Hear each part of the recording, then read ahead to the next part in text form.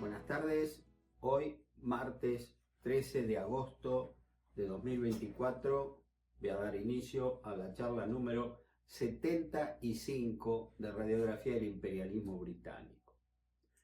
Bueno, en el pequeño raconto que hice la charla pasada sobre fundamentalmente lo que aconteció en la banda oriental, la desaparición histórica del primer gran caudillo argentino, el general José Gervasio Artigas, y cómo van a ocupar un lugar predominante por un breve tiempo los gobernadores de Santa Fe, Estanislao López, y de Entre Ríos, el general Francisco Pancho Ramírez, como era conocido. Estos hombres, junto a José Miguel Carrera, el 1 de febrero de 1820, van a vencer a las fuerzas del director supremo de las Provincias Unidas del Río de la Plata, el general José Rondó, en la célebre batalla de Cepeda, librada el 1 de febrero de 1820 en ese lugar, y que fue conocida también históricamente como la batalla de El Minuto, porque socarronamente los vencedores dijeron que tardaron un minuto en vencer, porque al atacar su caballería se produjo el desbande de las fuerzas del directorio, se asustaron en definitiva ante el ímpetu con el que las tropas de estos caudillos, las tropas federales, los atacaron. Buenos Aires es vencida, se le impone un gobernador, las fuerzas vencedoras, López y Ramírez, que es Manuel de Zarratea, quien con ellos va a firmar el Tratado del Pilar, que es el primero de los que se refiere la Constitución Nacional, ¿no? Cuando dice que se llega a la sanción de la Constitución en 1853 por los tratados y antecedentes, digamos, de esta organización política. El primero es el Tratado de Pilar. Bueno, la situación de Buenos Aires, yo ya en diversas charlas más o menos lo he explicado, no quiero volver sobre lo mismo para ir avanzando, porque si no, no vamos a terminar más. Va a ser humillada, digamos, va a tener que pagar una gran indemnización a las fuerzas vencedoras. Por ejemplo, a Santa Fe se le van a enviar 25.000 vacas, porque por la guerra Santa Fe estaba muy pobre, y esas vacas las va a dar un estanciero muy rico de nuestra provincia llamado Juan Manuel de Rosas, que en ese momento va a socorrer a Buenos Aires y va a apuntalar a un hombre, a un militar, el brigadier Martín Rodríguez, un hombre de destacada actuación desde la Revolución de Mayo, luego como militar en la Guerra de la Independencia, hasta 1820, digamos, y bueno, va a ser electo gobernador. Para mí, el brigadier Martín Rodríguez es quizás, si no el mejor, uno de los mejores gobernadores que tuvo nuestra provincia. En este sentido, se podría decir que con gran habilidad fue maniobrando, porque Buenos Aires no solo había sido derrotada, sino que verdaderamente estaba sumamente empobrecida. Uno de los vencedores de la batalla de Cepeda, el chileno José Miguel Carrera, al poco tiempo, era más que nada un protegido de Estanislao López, al poco tiempo va a abandonar esa provincia porque Buenos Aires, por medio de tratados, ¿no?, que se fueron firmando, son muchos, no los quiero confundir, porque algunos de ustedes me han dicho, ay Jorge, son tantos nombres que no, no es esa la intención, pero simplemente les digo que Buenos Aires, con Martín Rodríguez, le dice a Estanislao López, mire, ya le mandamos las vacas, le estamos mandando armas, de acuerdo al Tratado de Pacificación, pero nosotros queremos que usted nos envíe a Carrera porque es un bandido, directamente.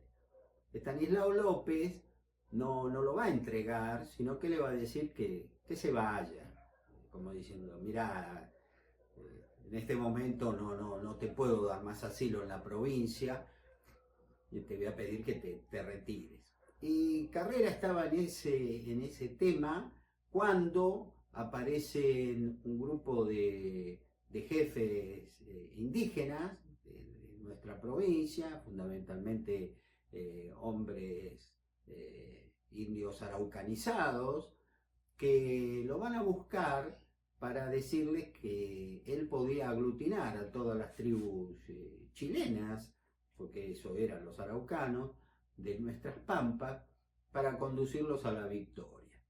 Entonces, este hombre que se había fijado como una meta vengar a sus hermanos fusilados en Mendoza, ustedes lo recordarán, cosa que él dijo que San Martín tenía la culpa, cuando nada que ver, el Libertador quiso evitar su fusilamiento, no lo logró. Él era un enemigo juramentado de Buenos Aires, de San Martín, O'Higgins, Pueyrredón, y le gustó la propuesta y se fue con estos hombres, y luego encontraron a cientos de indígenas en el interior profundo de nuestras pampas, y con ellos planearon un ataque vergonzoso al cual yo ya me he referido, que fue al poblado de Salto, el 1 de diciembre de 1820, donde, abusando de la sorpresa, atacaron prácticamente al amanecer, de su armamento y fundamentalmente de su cantidad. Los pocos pobladores que pudieron ponerse a salvo de esas hordas se refugiaron en la iglesia del poblado de Salto, y decididos a vender caras sus vidas, ¿no? Como diciendo, bueno, si antes de rendirnos vamos a pelear hasta la muerte.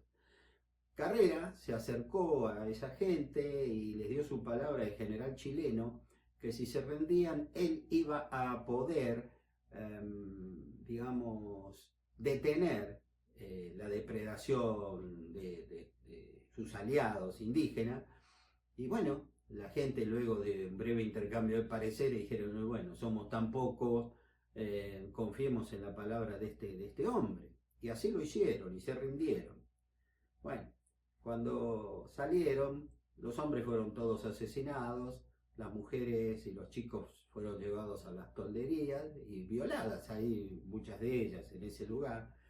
Y gran parte de las mismas, estas pobres víctimas, estas pobres mujeres, fueron rescatadas en la expedición que realizó al desierto el ex gobernador de Buenos Aires, el brigadier Juan Manuel de Rosas, en 1833 y 1834, donde rescató 634 cautivos, la mayoría de ellos mujeres. Y niños varones muy pequeños. Hombres no. Hombres estaban todos muertos. Es increíble. Pero esto pasó. Bueno, luego de ese acto tan bajo de Carrera, él quiso volver hacia Chile, ataca poblados de San Luis, vuelve a cometer las mismas bajezas que en Salto. Y luego de ahí, al querer pasar por algún lugar, un paso por San Juan, va a ser derrotado en un combate y tomado prisionero. Luego de un juicio sumarísimo, fue fusilado en 1821 en el mismo muro del Cabildo de la ciudad de Mendoza, donde 3 años antes lo habían sido sus hermanos, un sino siniestro. Bernardo O'Higgins, director supremo de Chile, al enterarse de su muerte, felicitó a las tropas argentinas por lo que había hecho, y su cadáver, que fue desmembrado, fue dividido en varias partes, una costumbre bárbara, eso hay que reconocerlo, y hoy el mismo no se encuentra, digamos, se perdió, ¿no? Un sector que ya vamos a ver cuando avancemos en el devenir histórico de nuestro enfrentamiento latente siempre con Chile, levantó no solo la vergonzosa mentira de que San Martín tuvo que ver con su fusilamiento. San Martín en ese momento estaba en Lima, en Perú. Yo lo conté cuando se acercó el ejército español, que San Martín estaba en el teatro de Lima asistiendo a una función de gala, era el 4 de septiembre de 1821, y imagínense, Carrera va a ser fusilado en Mendoza. O sea, ¿qué tuvo que ver San Martín? Nada. Pero bueno, siempre hay algún trasnochado que toma la pluma y escribe. Volvamos a Buenos Aires, luego de esta derrota de Cepeda, que fue humillante. Por ejemplo, un pequeño detalle, que el gobernador Francisco Pancho Ramírez, cuando llegó a la propia ciudad de Buenos Aires, fue recibido en el fuerte con todos los honores junto a Estanislao López, con gran displicencia, con gran desprecio, ató las riendas de su caballo en la verja perimetral que protegía la pirámide de Mayo, como diciendo, esta pirámide a mí no me representa en lo más mínimo, esto es un tema porteño. Bueno, con gran habilidad los porteños, sus despreciados porteños, se percataron que López y Ramírez, que habían sido aliados, victoriosos, no nos olvidemos que del lugarteniente de Artigas, al que Ramírez va a vencer y lo persigue hasta Corrientes, hasta que se exilia en el Paraguay, estos dos hombres no podían seguir juntos. Y así fue nomás. Se enfrentaron sangrientamente, y en la localidad de Río Seco, Ramírez, que estaba huyendo con los pocos hombres que le quedaban, porque con López ya se había enfrentado y había sido derrotado, va a ser derribado y muerto cuando él quiso socorrer a su amante, una mujer brasileña, pelirroja, conocida, bueno, en la historia por su nombre, la Delfina, y bueno, fue degollado y su cabeza enviada como un presente a Estanislao López. Hay versiones, yo hasta he visto un dibujo de época, no sé si es cierto, que López la habría puesto como en una jaula de hierro y la usó, supuestamente, vuelvo a repetir, esta es una especie, no sé si esto es cierto, como un pisapapeles. Así terminó Francisco Pancho Ramírez, desaparece por supuesto de la historia al ser muerto, y Estanislao López se percató que si bien había vencido en Cepeda a Buenos Aires se la puede vencer en un combate, pero en una guerra larga Buenos Aires es Buenos Aires, y él de alguna manera se avino a tener un papel secundario, y así fue como siguió siendo gobernador de la provincia de Santa Fe desde 1818 hasta su fallecimiento, 1838. Fue llamado el patriarca de la Confederación, respetado, temido, ya lo voy a desarrollar en su momento. Por ejemplo, fue muy criticado, pero mucho, por el caudillo riojano, el general Juan Facundo Quiroga, y aunque ustedes no lo crean, por un caballo. Eso es una historia que nadie prácticamente la ha contado, y que cuando yo lo haga, cronológicamente hablando, muchos de ustedes me van a pensar, no, esto no puede ser cierto. Y sí, fue cierto. Estamos en 1820, 1821.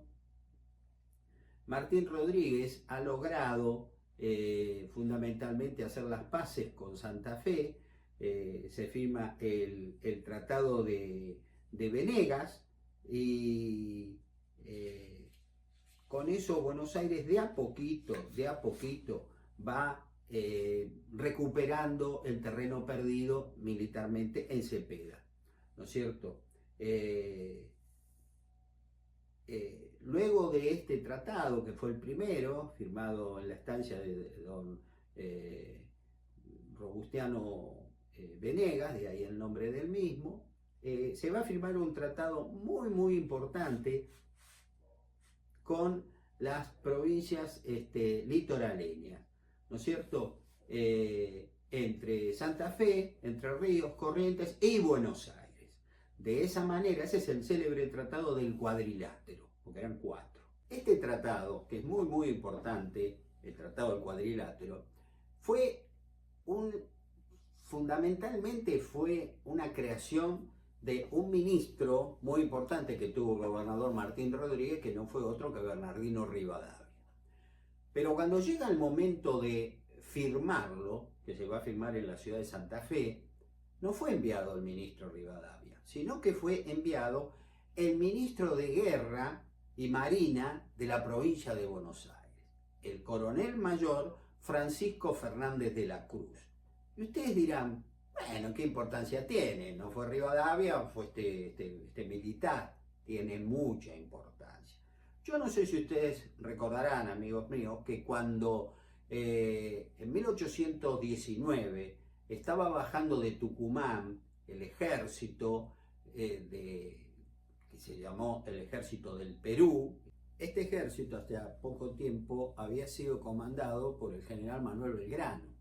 Pero recordarán que hubo una revolución cesarista en San Miguel de Tucumán, tomó el mando el general Alejandro Heredia y Belgrano fue detenido, como lo conté, hasta San Martín en una carta dice, y como que lo habían martirizado, lo habían esposado a la cama, pobre Belgrano, que estaba muy grave ya.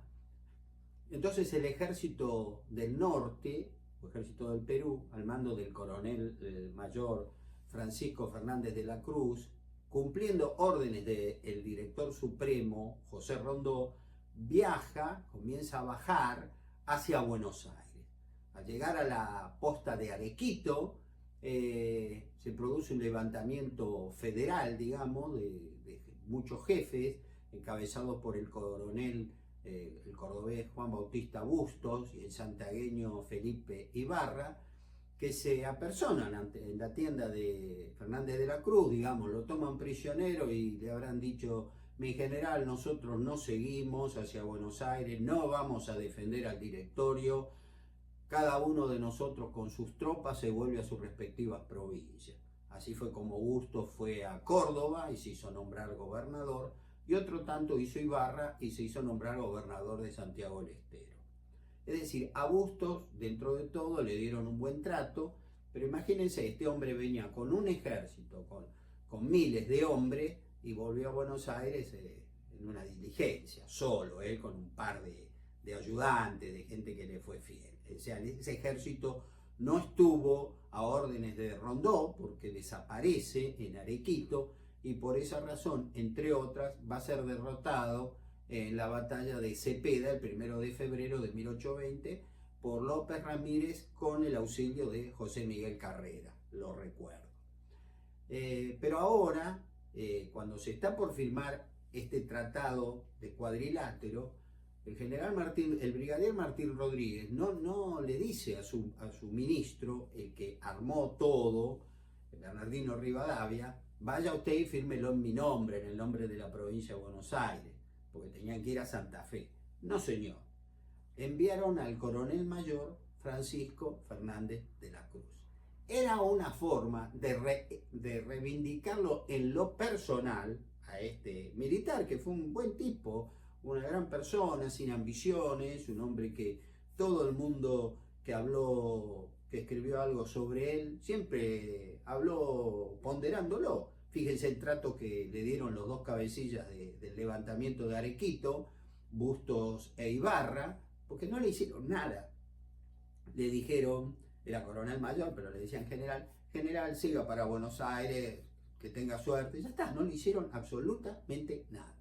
Pero ahora Buenos Aires, con la firma del Tratado de Cuadrilátero, lo pone de vuelta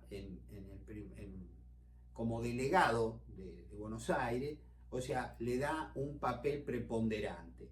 Vuelvo a repetir, fue una reivindicación en lo personal de este hombre, que bien se lo merecía, pero también fue una reivindicación de Buenos Aires, que las provincias litoraleñas, especialmente Santa Fe y Entre Ríos, comprendieron. ¿Sí? Es decir, señores, nuevamente, como dirían en el boxeo, yo estoy en el centro del ring. Bueno, logrado la pacificación, que fue lo primero, Martín Rodríguez va a emprender una serie de campañas para neutralizar el poder de los indios araucanizados, que con la depredación, la bajeza cometida en Salto, al mando de esas hordas, al mando de José Miguel Carrera, me relevan de todo comentario. Centralizó el poder, era un hombre de ideas unitarias, pero nadie pudo decir esta boca es mía de Martín Rodríguez como que fue un déspota. No, señor, para nada. Le dio trabajo, entre comillas hablando, a su amigo, el general José Rondó, que fue el último director supremo derrotado en Cepeda. Le dio diversas tareas, fundamentalmente la reorganización militar. Él se quedó con algo que van a aprovechar todos los gobernadores de Buenos Aires, especialmente Juan Manuel de Rosas en sus gobiernos, con la administración del puerto y la aduana de Buenos Aires, que era la única que funcionaba. Por ahí entraba todos los productos del exterior y salían todos nuestros productos hacia el exterior. Y Buenos Aires cobraba impuestos por esas dos operaciones. Hubo grandes reformas económicas, hubo grandes reformas sociales, por ejemplo, para la gente que nos gusta la historia, tenemos que reconocer que fue el hombre que creó el Archivo General de la provincia de Buenos Aires. Les recuerdo que él era el gobernador de la provincia, hoy sería, todo eso fue a la nación. Estableció la sociedad de beneficencia, hizo una gran reforma militar luego de concluida la guerra de la independencia. Fue un hombre muy positivo, hizo también una reforma educativa muy significativa. Eliminó en la educación la obligatoriedad de la enseñanza religiosa. Esto fundamentalmente se debió a su ministro, Bernardino Rivadavia, que entre otras cosas era masón, así que eso no es quizás algo para aplaudir de la obra de Martín Rodríguez, es opinable, vuelvo a repetir. Hizo muchísimas mejoras en la ciudad de Buenos Aires, y entre lo que en lo particular a mí me concierne, es que fue el que creó la Universidad de Buenos Aires en 1821. Por increíble que nos parezca, la ciudad más importante de estas tierras no tenía universidad. Esta fue una obra que también se debió al genio de Bernardino Rivadavia, al obispo Sáez, que fue el primer rector, pero nadie puede poner en algo menor la actuación de Bernardino Rivadavia, que le dio un gran impulso. Cuando en la Facultad de Derecho hay un gigantesco cuadro de la creación de la Universidad de Buenos Aires, que es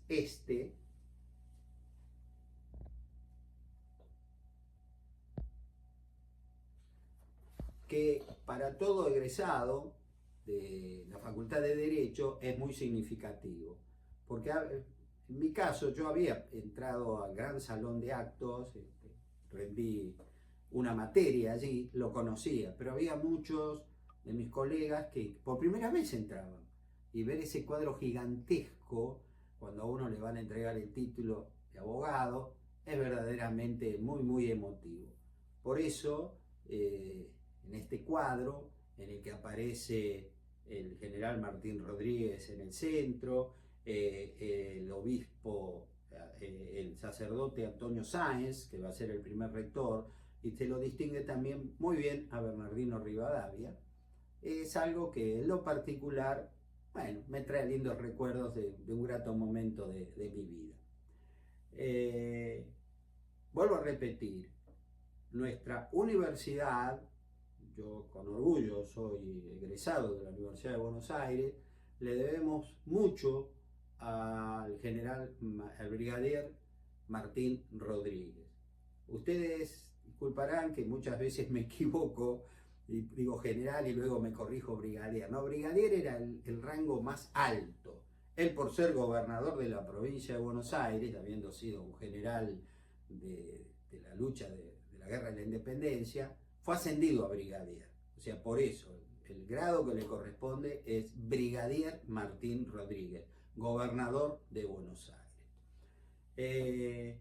En una reforma muy importante, que se ve por supuesto la mano de Rivadavia, hizo una gran reforma a la reforma del clero, reforma a la incidencia que tenía la Iglesia Católica en nuestro país, y digamos, poniéndola en un grado mucho menor. Hay una anécdota que yo la detallo en una obra que estoy por presentar, si Dios quiere, es en septiembre, sobre que el general San Martín no fue masón, que cuento como corresponde, en este caso, acá lo voy meramente a nombrar, que encontrándose el general San Martín en 1824 en la ciudad de Buenos Aires, donde ha regresado después de Guayaquil, pasó al Perú, de Perú a Chile, de Chile a Buenos Aires, por supuesto fue a rendirle tributo al amor de su vida, a su esposa, fallecida el año anterior, el remedio de Escalada de San Martín, y se reencontró con su hija, a la cual hacía muchos años que no veía. Y de a poquito, como quien dice, este libertador se transformó en conquistador del amor de su pequeña hija, ¿no? Que como sabemos nació en agosto de 1816, y ahora, 8 años más tarde o 7 años más tarde, aparecía un hombre que era su papá, pero que ella prácticamente no había conocido. Estando en esa tarea, San Martín, no voy a entrar en detalles, no se llevaba muy bien con la suegra, y decide, por supuesto, sabe que ahí no puede permanecer, trasladarse a Europa por un par de años, mientras la piensa enviar a estudiar, tal como hizo a Mercedita, en un buen colegio, para prepararla para la vida, ¿no? Como mujer adulta, y se produce el arribo a la ciudad de Buenos Aires de una delegación papal que va destinada a Chile. Bueno, acá lo voy a leer para no cometer errores sobre quiénes son los que vinieron aquí.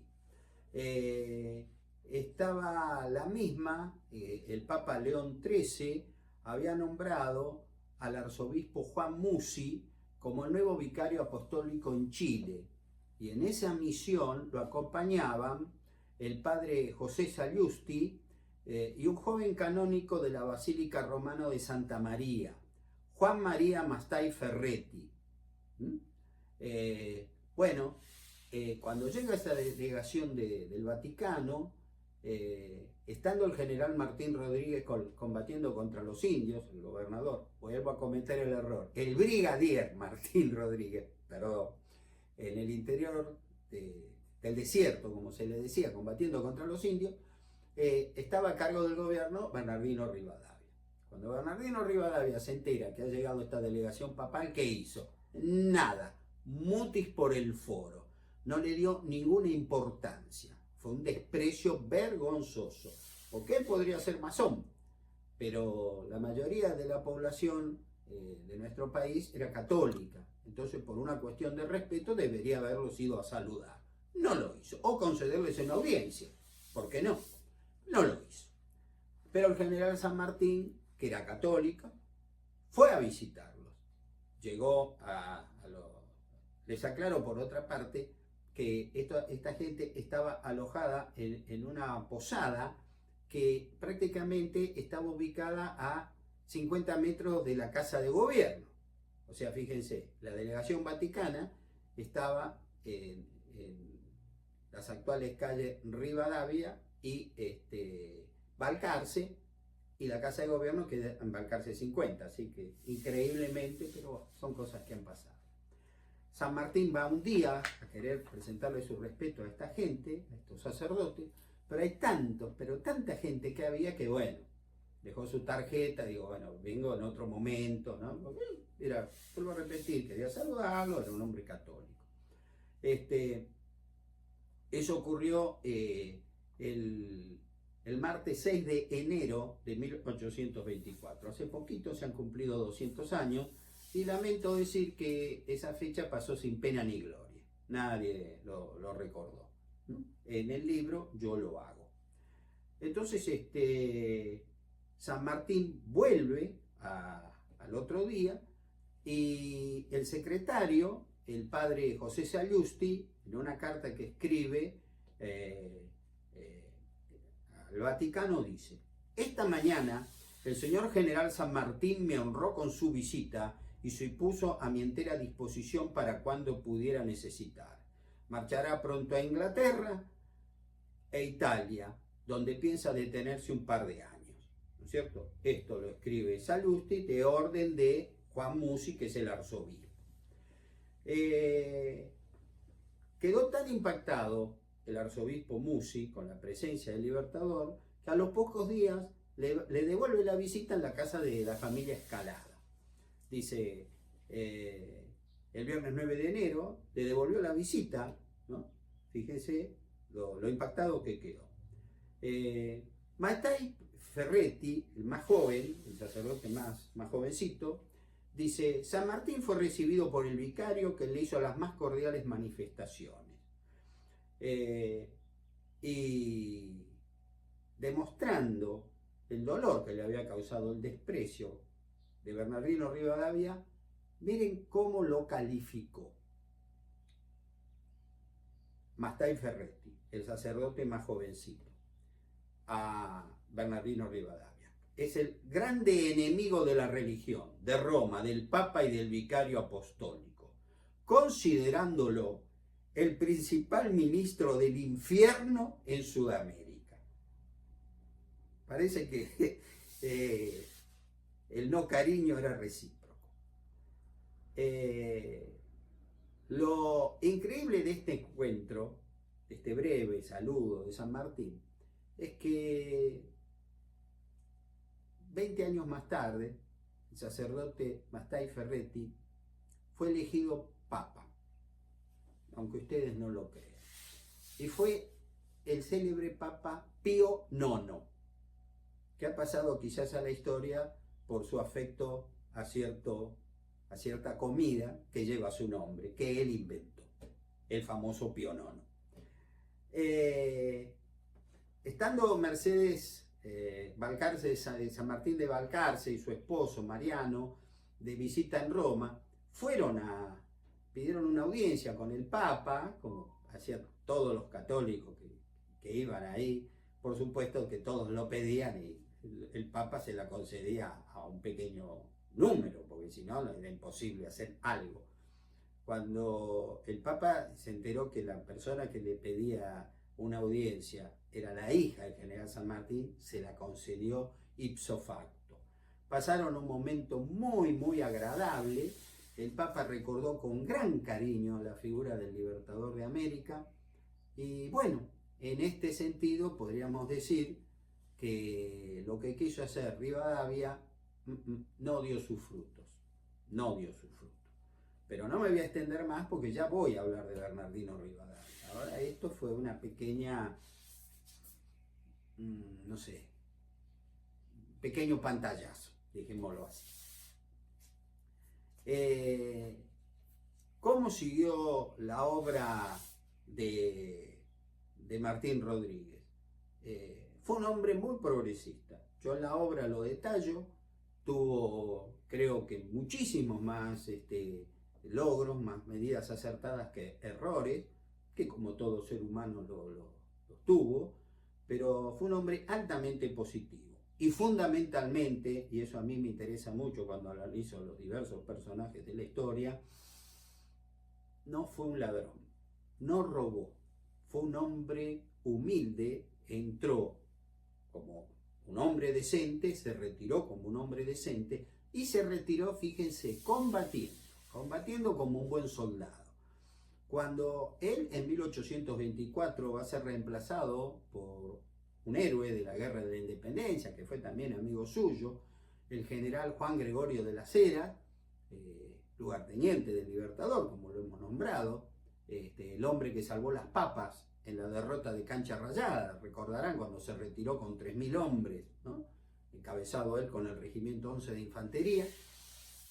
¿Dónde estaba Martín Rodríguez? Pues Martín Rodríguez estaba en el sur de nuestra actual provincia de Buenos Aires combatiendo con los indios.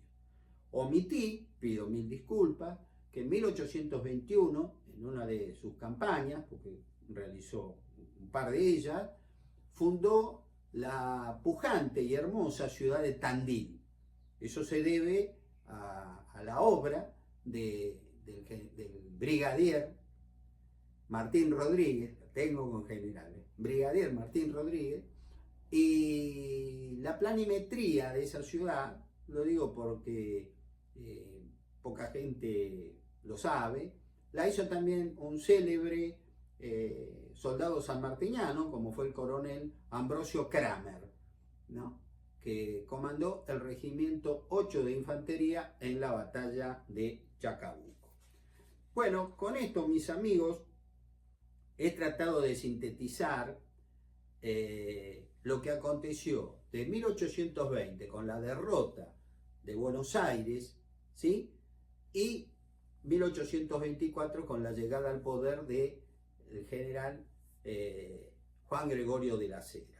En estos 4 años Buenos Aires va a pasar de una situación de derrota absoluta, debiendo pagar indemnizaciones de guerra. Recuerden las 25.000 cabezas de ganado que dio Juan Manuel de Rosas a López, armamento y bueno, y diversas humillaciones. Pero de a poquito se fue dando vuelta la página y cuando Martín Rodríguez entrega el poder, Buenos Aires está nuevamente en pie y mejor que esté en pie, porque ya está golpeando la puerta el Imperio del Brasil, ¿sí?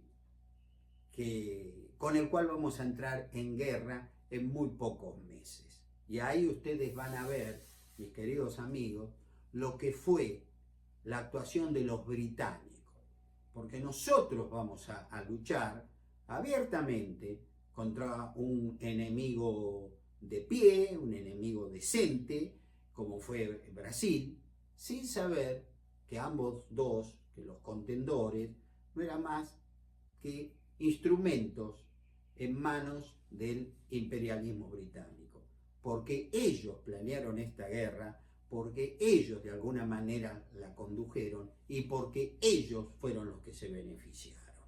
En estos 3 minutos finales, según se me ha indicado, les voy a redondear la idea. Brasil, una vez que logra conquistar, ¿sí?, banda oriental, que eliminan directamente ya Artigas, el cual sabemos que lo termina de eliminar históricamente hablando Francisco Pancho Ramírez, por el cual él es derrotado y se refugia en el Paraguay, no dijo, bueno, llegué a Montevideo, qué lindo, toco y me voy. No, no, no. Llegué a Montevideo y yo me quedo con esto, porque nos costó mucho. Cuando yo digo Brasil, en ese momento estoy también cometiendo, en 1820, un error. Todavía era Portugal. Eso era Portugal. Pero en 1821, cuando se va a producir la independencia del Brasil, Brasil, luego de una guerra a la cual me voy a referir la semana que viene, una guerra civil muy corta, en la que curiosamente tuvo participación un personaje que yo les dije, ya vamos a hablar de él y lo vamos a hacer como se debe. Ahora les dejo los 3 puntitos suspensivos, el misterio. Así me siguen viendo la semana que viene. Brasil dijo, no, yo no me voy de la banda oriental, esto es mío. Llegué al Río de la Plata, un viejo sueño que había tenido Portugal y ahora que ellos lo lograron, yo como heredero de Portugal, porque es el imperio de Brasil, de acá no me muevo. Pero sí se va a tener que mover o para retenerlo en una guerra muy, muy dura que mantuvo con nuestro país. El verdadero vencedor de esa contienda, desde ya les aclaro a mis amigos, fue el Imperio Británico. Han sido ustedes muy amables, discúlpenme si hoy he tenido alguna que otra error, especialmente con el tema de general y brigadier, pero lo hago fundamentalmente para hacer lo más preciso que se pueda. Como siempre han sido ustedes muy amables y bueno, nos veremos en la próxima charla, la número 76, el 20 de agosto. Muchísimas gracias por su atención.